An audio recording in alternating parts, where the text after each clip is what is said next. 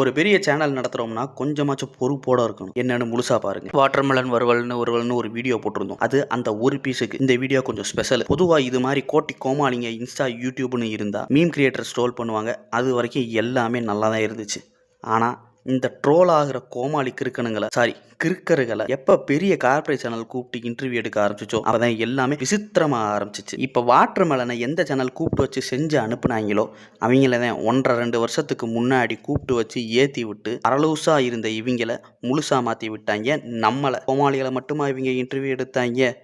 சரியா ஒரு வருஷத்துக்கு முன்னாடி ஜாதிக்கு ஒரு ஆள்னு இன்டர்வியூ எடுத்து வியூஸ் வாங்கியிருக்காங்க. இவங்க என்ன ஐஏஎஸ் ஐபிஎஸ்ஸா? எல்லார் பேர்லையும் கேஸ் பெண்டிங்கில் கிடக்கு.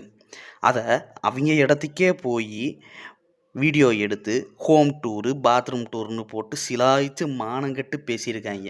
ஒரு பெரிய சேனல் நடத்துகிறோம்னா கொஞ்சமாச்சும் பொறுப்போடு இருந்துக்கணும், புரிஞ்சு நடந்துக்கணும்.